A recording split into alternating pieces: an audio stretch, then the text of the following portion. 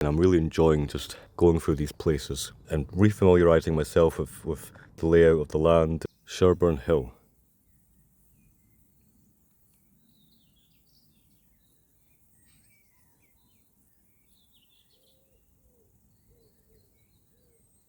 How's that for a view? And again, just bringing it back to gratitude. I just love that I'm able to come out into places like this and think. A human constructed world, severed from any connection with nature. We enclose ourselves, not just physically but perceptually.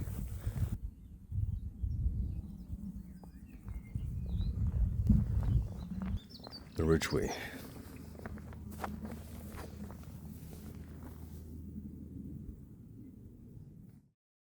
So we're back here at Cowley's Wood. You'll remember that video not too long ago. We're at the car park having to pay again. Never used to have to pay. Today's plan is to visit Shirburn Hill. Where I'm going right now is I'm moving through the very edge of Cowley's Wood, and I'm heading to one of the rights of way. We'll be going through an expansive field which takes us down into a secluded area, Shirburn Hill. Hopefully though I will be able to show you a second place, which is the Ridgeway. After a fairly long walk down Shirburn Hill through some woodland, and then the Ridgeway begins, which I've not actually walked on the Ridgeway that much.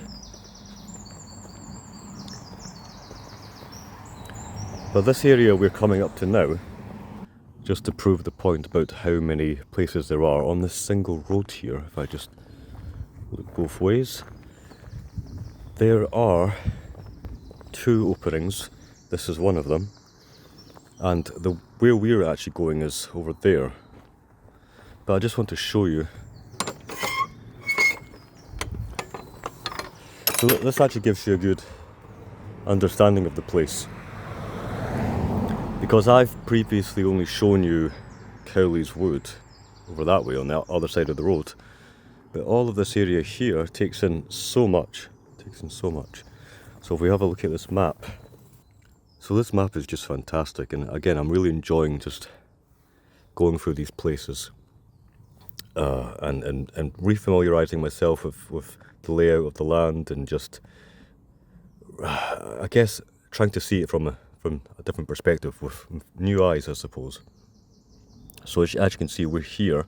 We've parked at Cowley's Wood and we've explored Cowley's Wood before, but there's Bald Hill and Beacon Hill, Aston Hill. But where we're actually going to go is we're going to just cross over into, there's a field here, and we're going to go down into Shirburn Hill. It's a very impressive place, and actually it's special to me for a particular reason. And then we'll head down here. It's not shown on the map, but there's a very extensive woodland, and then the Ridgeway is further on than that. So a fair walk, but as you can see, it's just an incredible thing to have a National Nature Reserve right on the doorstep, really. And again, obviously want to point out that this whole area, this entire reserve, National Nature Reserve, is really just one patch of the greater Chilterns National Landscape. And I've not even been to whole sections of it. In fact, I'm really, the whole point of this series is to get to places like Ellsborough and Pulpit Hill Fort and the Grangelands and so forth. So again, very extensive, very grateful. Just a single opening here, this stile that you can cross.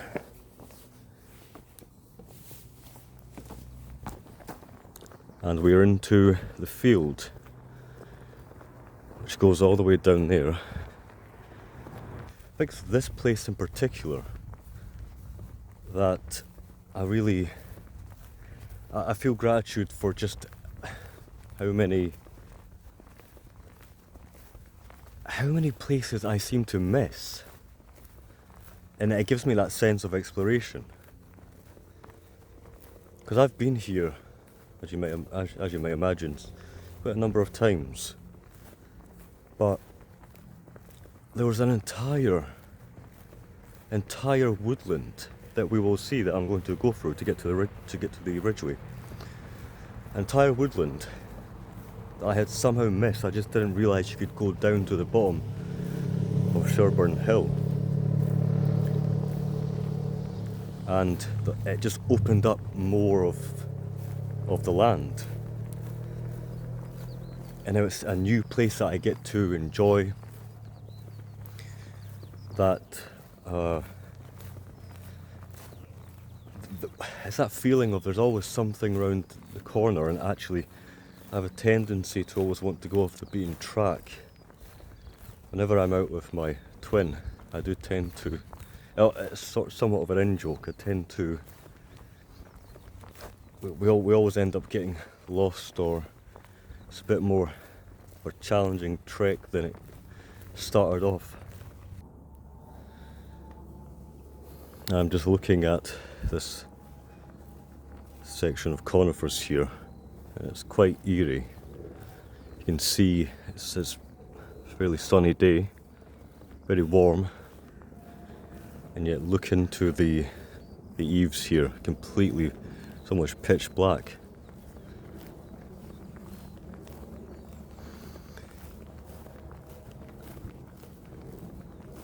But that's not where we're headed ultimately. We will see how devoid of life this place is, but we're not going to go there.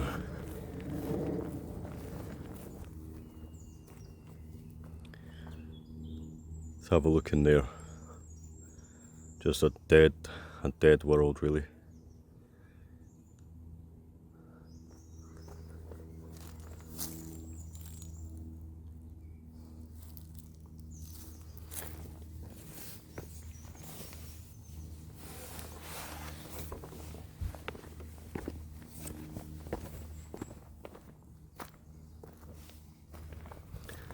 There's something about this particular place that, I have to admit, feels rather like your archetypal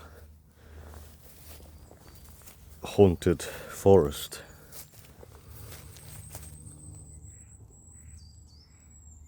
For those of a similar persuasion, I'm reminded of certain role-playing games, and in particular World of Warcraft and Silver Pine Forest.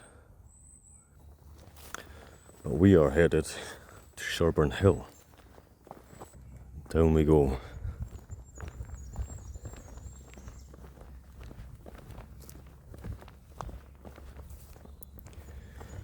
So this is one of the more impressive views, I think, in the entire, not just this area, but in the entire Chilterns National Landscape. Although there's still so much to see, so much to come. For me, I think the main trek is going to be, I think I mentioned the great pilgrimage from Pulpit Hill Fort to the church at Ellsborough. That is a substantial walk.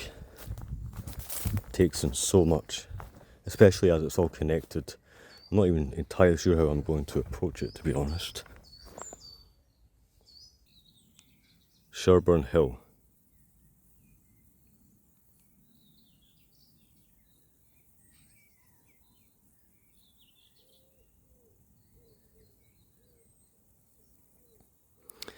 How's that for a view? One can imagine the hobbits travelling through this landscape. Again, I am essentially living in Tolkien country. There's just something about the expansiveness of this place. I just love how you can come through the field and down here, and it's just the whole arm of woodland here, the open expanse, and then even through that way well, there's just so much to see. And in fact, as I'm standing here, I might as well tell you that I once got lost in this landscape. And my first experience of this place wasn't actually coming from that direction. It was coming from around that where my finger is. I got lost traversing up and down the hills, and I actually came out way down there and then we went back to the field in the car park. But yes, just look at this as well. Look at this profusion of life. All the brambles with their flowers, hawthorn trees everywhere, nice oak tree there. What I love as well about this particular place is that in the summer, there's just a profusion of plant life.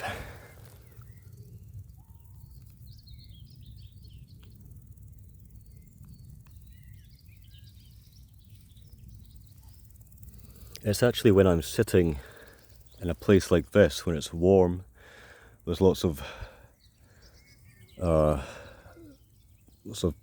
bird song, and there's like hoverflies on these flowers here. It's that profusion of life, the exuberance of life. So it's almost overwhelming. Although unfortunately I do suffer from bad hay fever, and well, without getting too much into it, I struggle with hay fever, not just physically but mentally, almost existentially, I have to say, because, well, as you can imagine, it's this time of year in particular is you want to be outside, you want to be exploring nature and just, I guess, basking in the summer atmosphere. But nature itself is the thing that lessens my enjoyment. It can be quite frustrating. And so I suppose everyone has their different ailments.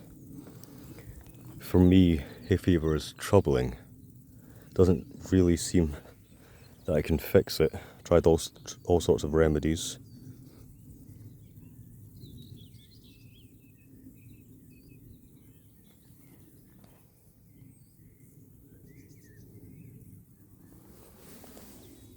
So what we're going to do is we're going to head down this track, and we're going to get into the woodland here, which is very extensive. I think it's a named woodland, but I can't quite remember it just now. So what I particularly enjoy about this place is just the feeling of, well, for a start, very few people come here, despite the fact that it's so impressive and easily accessible. I love how I'm enclosed, in a sense, in a positive way. Really, I'm in a basin of sorts. Just, it's a lovely feeling. Marbled white there.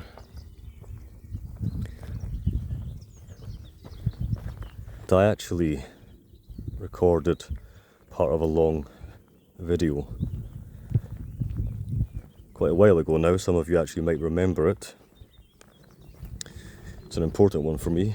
It's the 2-hour documentary on my Masters of English by Research thesis on Earth-centred sacrality in the fantasies of Lord Dunsany and J.R.R. Tolkien. And I mention that now because I actually sat somewhat secluded on the other side of that bush there where my finger is. I'm going to head that way anyway, so let's get a close-up view of it. And again, just bringing it back to gratitude, the main subject of this series. I just love that I'm able to come out into places like this and think. And it almost feels like an act of co-creation. Everything that I've thought about in recent years, it's tied up with these places. Not just when I'm talking on camera about the thesis or any other subject that I've broached on the channel, and I realise I haven't actually made a vlog in quite some time. It's still, nevertheless, it's lovely to just be able to sit and think, and I do a lot of that these days.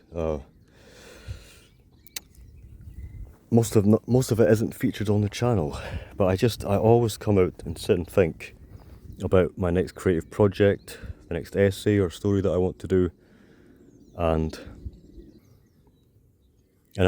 just bringing it back to the thesis. I sat right here, talked about one part of it. I think it was the introduction in chapter 1, I believe, and that was several years ago now. And without getting too much into the details about it, that video about the thesis, that was, I intentionally went out to various places in the Chilterns. Some of you might remember this video, where I covered each chapter, more or less, in distinct areas across the Chilterns National Landscape. Because where I live informs my outlook on life. This isn't a backdrop. The ecocentric outlook fundamentally is about seeing nature as autonomous, a set of living subjects. One creates, but one is actually co-creating with the land. In fact, I'm just remembering, I wrote an essay for Earth Tongues called Inside a Song, which was about the Tolkien memorised project. And that is essentially all about co-creation, listening to nature just before you recite a poem or sing a song. In recent times I've been doing a lot of thinking about my trajectory, I suppose. I think of myself primarily as a writer and researcher, but also communicator. Despite being really introverted, I think that is what I've been put on this planet to do, I suppose. Even before I had broken out of my shell, so to speak, I was driven to get messages across concerning the plight of nature. Obviously I made the website Oakenwise 2012 and 2013, an early example of that. I've been doing a lot of introspection recently because I've undertaken a major revamp of my website, which has given me an opportunity to refine how I think of myself and what I'm trying to do.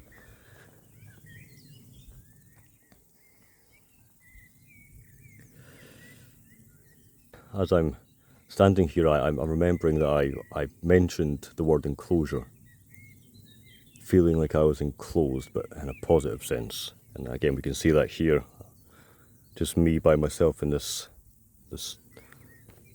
beautiful landscape. And I think the main thing I want to do, or rather continue to do, but with in a more explicit nature, and with more refinement and more conscientiousness, I think, is speak about the ways in which we close ourselves off. We live in a human constructed world, severed from any connection with nature. We enclose ourselves, not just physically but perceptually. Experientially, we are sealed off from the living world. And I've been writing about this on my, in recent articles, but also on my website as well. I recently updated the credo, The Other Side, which of course is the name of this channel. So I've just been thinking about more ways of describing, or trying to make things cohere a bit better. And I think primarily what I want to focus on is ruptures in the normal functioning of our self-centered modern society. We are not touched by the other. We're not touched by the other side. We insulate ourselves against non-human claims. And until recently, I have not been focusing on that idea as much. Not because I wasn't interested in it, I just didn't have the framework with wonder and enchantment and certain ideas in critical theory and the works of Byung-Chul Han, the smooth and the transparent, the wound and negativity and ideas, concepts like these. And really, I've always had a love of anything that points towards an opening, anything that provides contrast and difference, which is why I've written about gates, gateways and liminality and so forth. But until recently, I tended to write very broadly, just about reconnecting with nature and heritage, generally facilitating connections in those two areas. But I'm more and more trying to set up ways of writing about the other side and openings and rupture and so forth.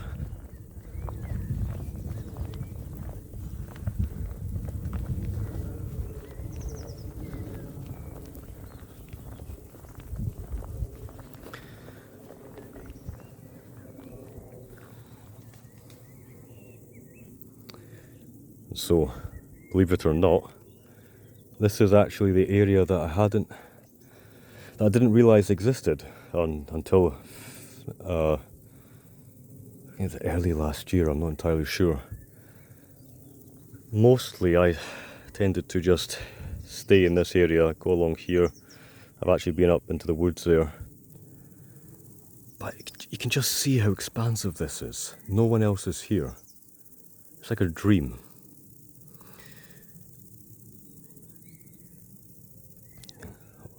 One day I want to actually just walk up to that hill. But yes, we're actually going to head this way, actually get out of the sun.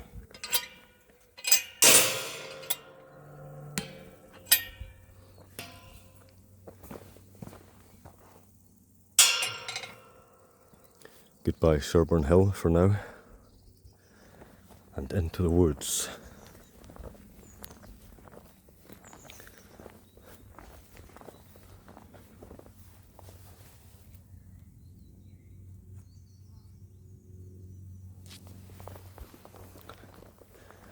I'd be very glad to get into the shade.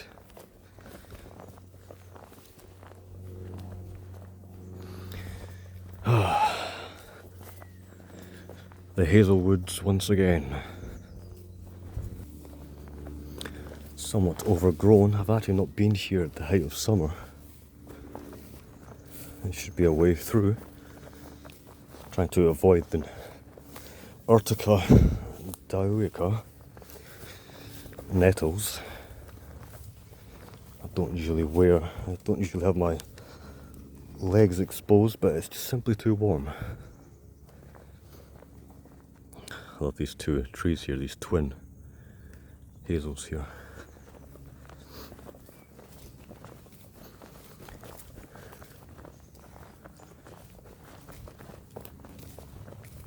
I'm just thinking as I'm walking that it really is, it's enjoyable. It's just enjoyable to think back on the places that I've shown already, to have somewhat of an archive of these places. I can imagine in the future there'll be so many places covered. I know it's not to everyone's taste. This is just a long form video. No real objective other than to just walk and talk, and really, and as far as talking is concerned, just to see what comes out. I don't go to these places with any particular idea in mind, but hopefully it's interesting for some of you. And already you can see there's diverging paths here. There is in fact an area that I went to with my twin recently, but I'm actually going to avoid that for now, because I want to eventually get to the Ridgeway, which is quite a ways beyond this woodland. But you can imagine living in Chilterns National Landscape since 2018 and actually not even being aware that this woodland existed.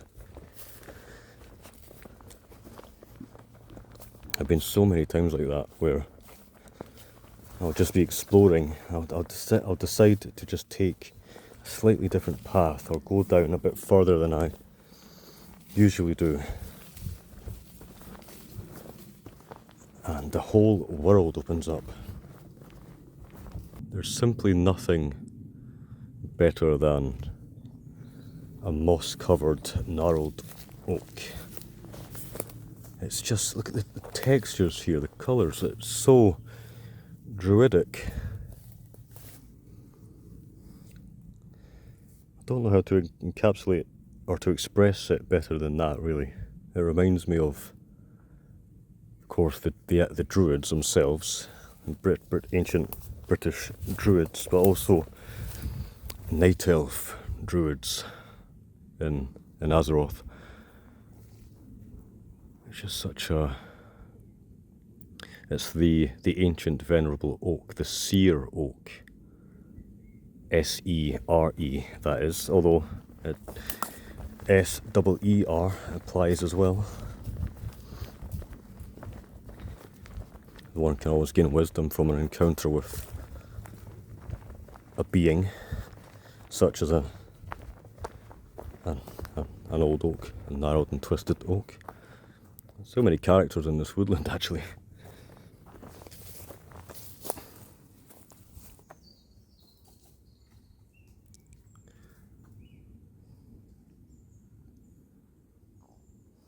The agility of a squirrel never ceases to amaze.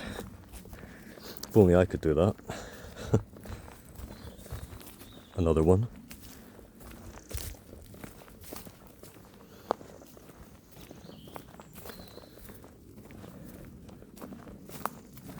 In fact, I might as well show you the fields that we've bypassed to go through that wood, but just over here. Okay, I just want to show you the expansiveness, give you a sense of where we are.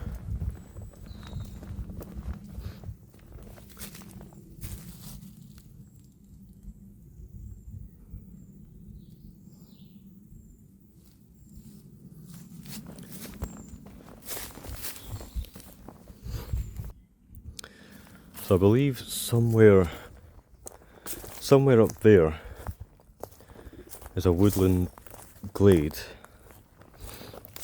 See, I said I wasn't going to go, but I'm always driven to try and show more. It's quite a nice place. It's very quiet, remote.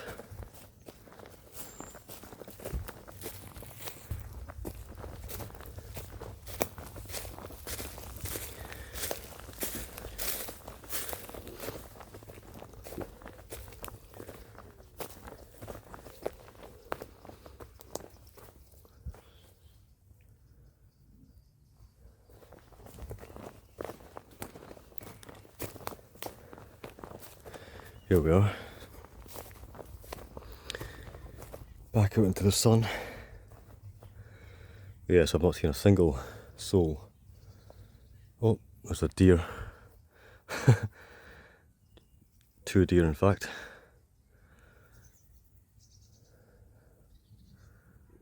Just as I was saying, I hadn't seen a single soul. I was thinking of a human. But we're graced with the presence of some non-human beings. So back on the track now.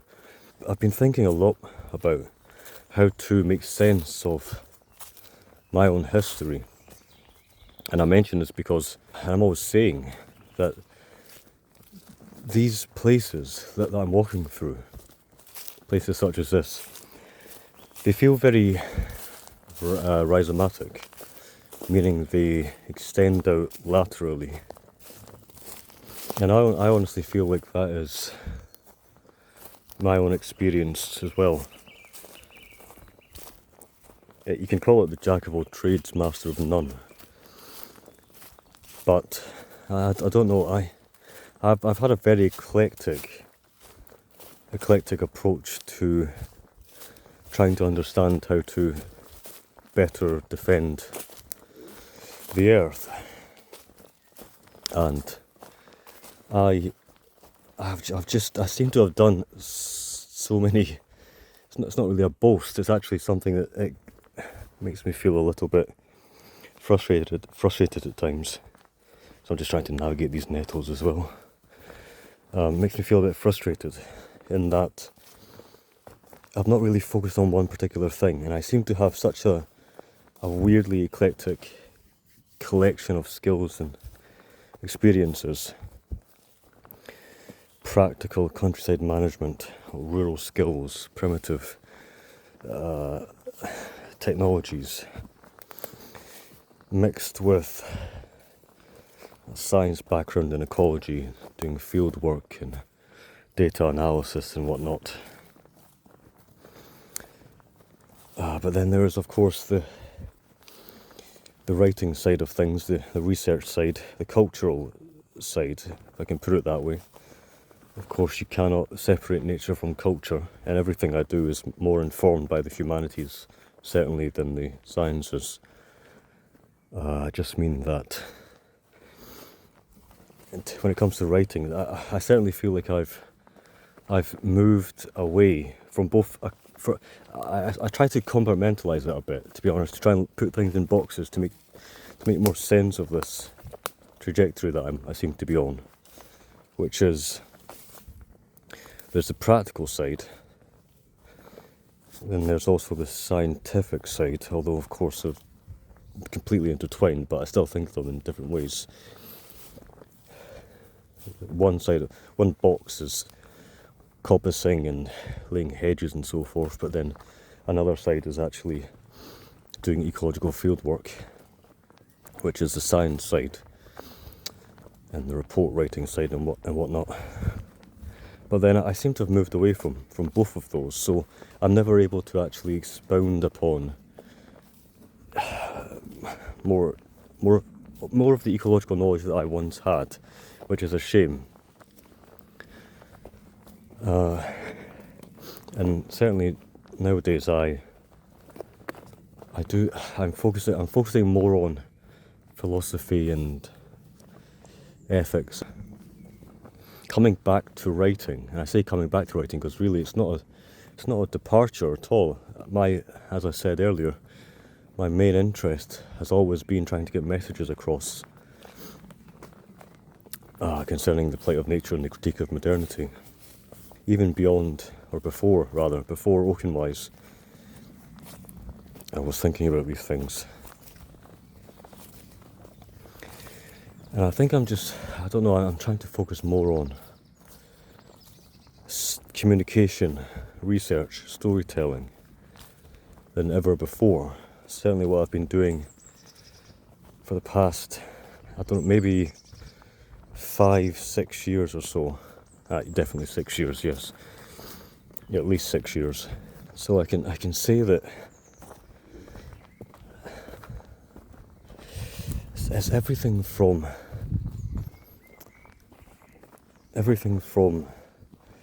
doing countryside volunteering, doing path repairs, litter picking, invasive species removal, then also doing heritage volunteering at places like Butser Ancient Farm, making a Mesolithic logboat with prehistoric tools, and constructing the Wicker Man, constructing a 20-foot or higher Wicker Man for the Beltane Festival.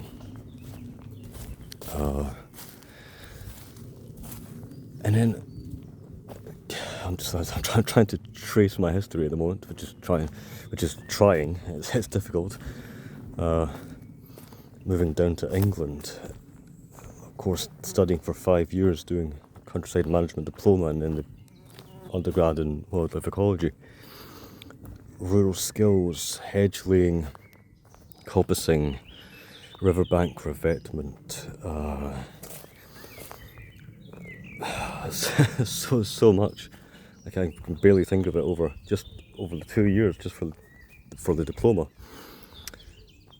And then the BSc, which was more theoretical but also more practical in a sense as well. It was focused mostly on surveying, ecological applications and whatnot. Habitat mapping. All sorts of things, really. And now, I suppose there's also the consultancy work that I did, translocating great crested newts, doing more habitat surveys, bat surveys and things, standing at houses, residential areas, recording species of bats with a bat detector. And then really I made a conscious decision, to try to return to the written word. I think that's how I'll put it. To return to the written word, to get back into more of a culturally aligned understanding of myself and who I want to be and what I want to do. I'm not entirely sure how to frame it, really. But I moved from consultancy to doing freelance editing, admittedly for a science journal, but the idea there was to get more experience in just a professional area of writing in a professional capacity, that is. And then of course I did the Masters, which really was I was trying to re-solidify my appreciation for the humanities, which is always there. I want to give the impression that I've somehow just discovered this. Again, I feel like I take quite an eclectic and almost humane approach, in that you cannot exhaust the world in by one pathway.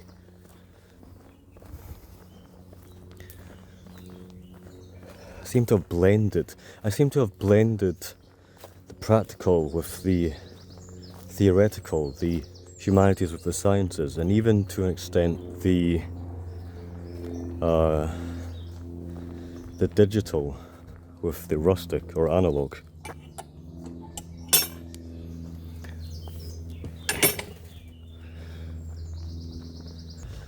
Again, after the Masters, and especially nowadays with the work that I do for the Ecological Citizen,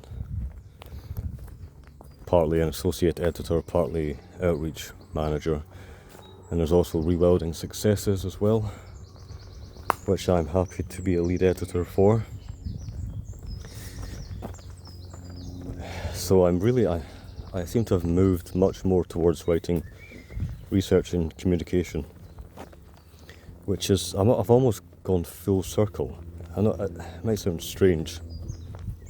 Because again, you do writing and you critique cultural assumptions even during a science degree, but just not as much in that area. That's actually what I'm most interested in. I'm thinking about my colleague, Joe Gray, who is a premier naturalist. His knowledge, he has a master's in zoology, I think. He might even have a master's in forestry. Can't quite remember the situation, but he certainly has. He's much more. I used to think of myself as someone that had quite an extensive understanding of countryside management, biodiversity issues on a domestic and international scale, reaching out to a global scale. But yes, that's Joe's thing, really.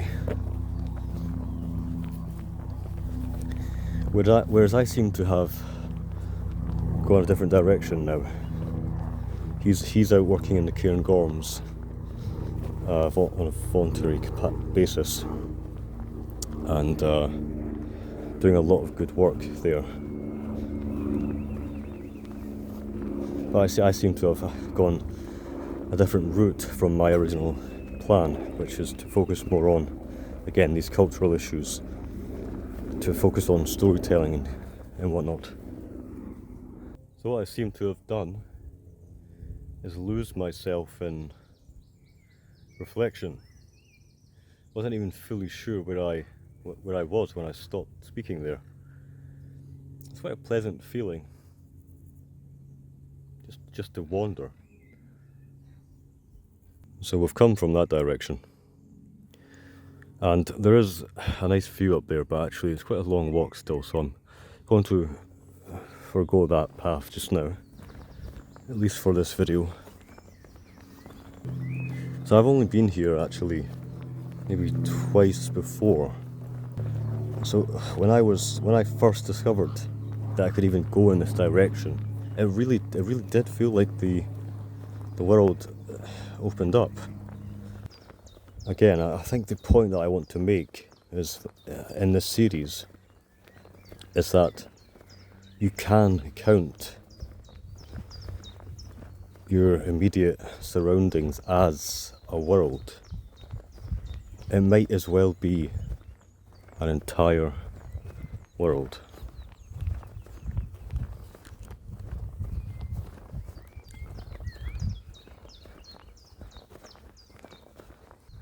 Very glad I did this walk. I wasn't entirely sure if I was going to do it. It's actually been quite a while since the quarry, and it's been rainy as well. Starting to warm up again. I think we're going to have a heat wave soon. Another heat wave. So there's actually a path that I've not actually taken yet. I'll do that one day. But we're going to head in the direction of this post here. And in fact, it almost looks like there's another path that way as well.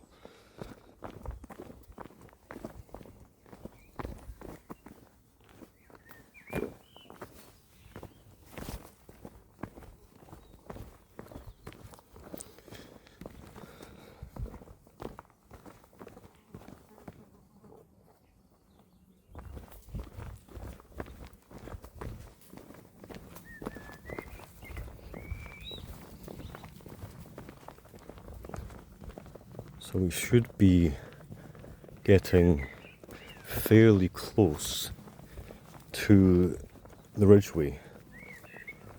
One of the, yes, indeed we are. You can see the road here.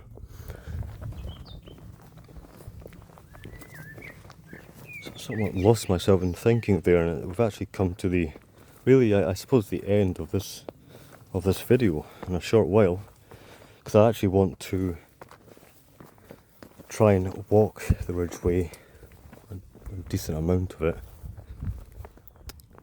for another video, which I've never really done before. The Ridgeway is extremely long, very extensive. I can actually walk, in fact I can walk from where we're about to be, a particular point just up the road here, I can walk from here to the quarry, several miles, and then the Ridgeway the quarry also connects to Shirburn Hill as well. But the Ridgeway, yes, I'll try and show it on a map.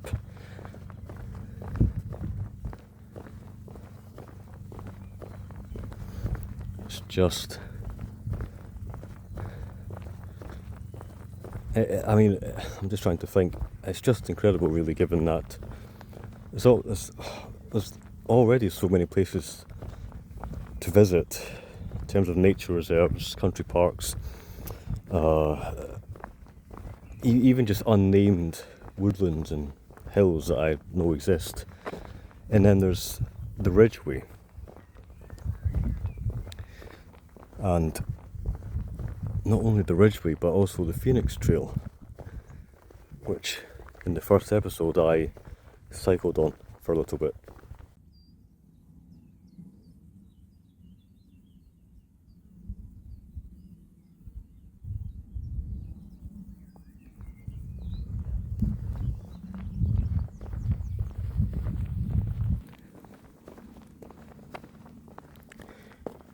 So here we are, the Ridgeway.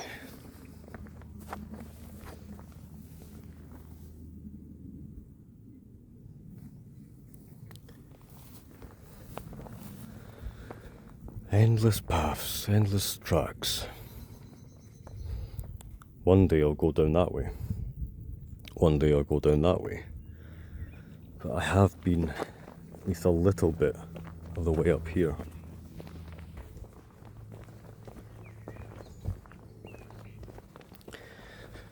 So from this point, I can just keep walking and walking and walking and walking.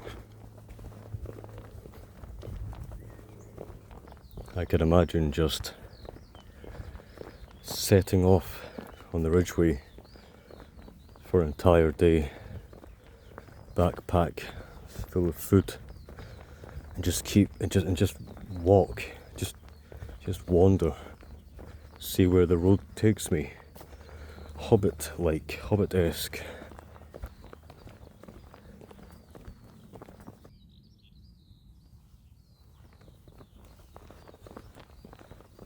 It's almost as if the land itself is saying, here you are, here's another gift.